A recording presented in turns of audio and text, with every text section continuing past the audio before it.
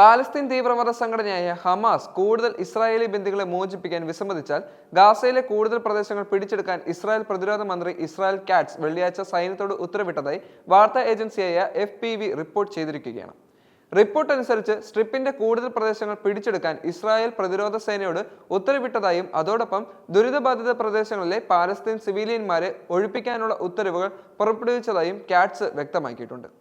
Hamas ഭീകര സംഘടന ബന്ദികളെ മോചിപ്പിക്കാൻ വിസമ്മതിക്കുന്നത് തുടരുകയാണെങ്കിൽ കൂടുതൽ പ്രദേശങ്ങൾ പിടിച്ചെടുക്കാനും ജനങ്ങളെ ഒഴിപ്പിക്കാനും ഇസ്രായേൽ സമൂഹങ്ങളുടെയും IDF സൈനികരുടെയും സംരക്ഷണത്തിനായി ഗാസയ്ക്ക് ചുറ്റുമുള്ള സുരക്ഷാ മേഖല വികസിപ്പിക്കാനും ഞാൻ IDFന് നിർദ്ദേശം നൽകിയിട്ടുണ്ട്.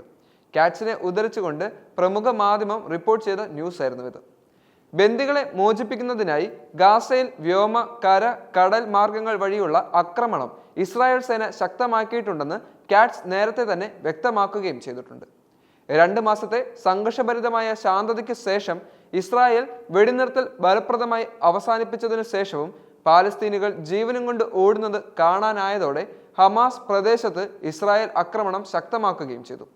ബാക്കിയുള്ള ബന്ദികളെ മോചിപ്പിക്കുന്നതിനും പാലസ്തീൻ തീവ്രവാദ ഗ്രൂപ്പിനെ പരാജയപ്പെടുത്തുന്നതിനും വേണ്ടി ജൂതരാഷ്ട്രം ഹമാസിനെതിരായ കരസേന ആക്രമണം ശക്തമാക്കിയതായും കാറ്റ്സ് വ്യക്തമാക്കുകയും ചെയ്തിട്ടുണ്ട്. ഗാസയിലെ തെക്കൻ പ്രദേശങ്ങളിലെ ജനങ്ങളെ ഒഴിപ്പിക്കാൻ ഗാസ നിവാസികൾക്കായി US പ്രസിഡന്റ് ട്രംപിന്റെ സ്വമേധയാ ഉള്ള കുടിയേറ്റ പദ്ധതി നടപ്പിലാക്കാൻ ഉൾപ്പെടെയുള്ള എല്ലാ സൈനിക സിവിലിയൻ സമ്മർദ്ദങ്ങളും ഇസ്രായേൽ ഉപയോഗിക്കുകയും ചെയ്തു, അദ്ദേഹം കൂട്ടിച്ചേർത്തു. ഹമാസിനെതിരായ ഇസ്രായേലിന്റെ പുതിയ ആക്രമണത്തെ US പിന്തുണച്ചു.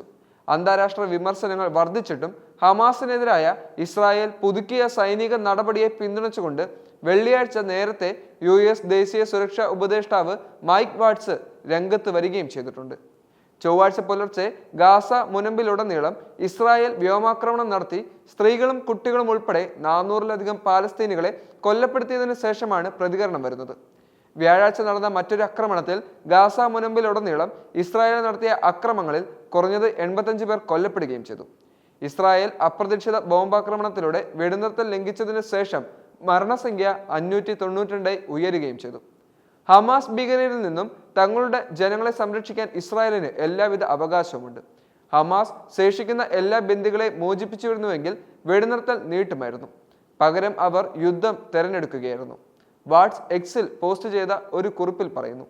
അതേസമയം വെടിനിർത്തൽ നീട്ടുന്നതിനുള്ള ചർച്ചകളിൽ പുരോഗതി ഇല്ലാത്തതിനാലാണ് ആക്രമണത്തിന് ഉത്തരവിട്ടതെന്ന് ഇസ്രായേൽ പ്രധാനമന്ത്രി ബെഞ്ചമിൻ നെതന്യാഹുവും വ്യക്തമാക്കിയിട്ടുണ്ട്.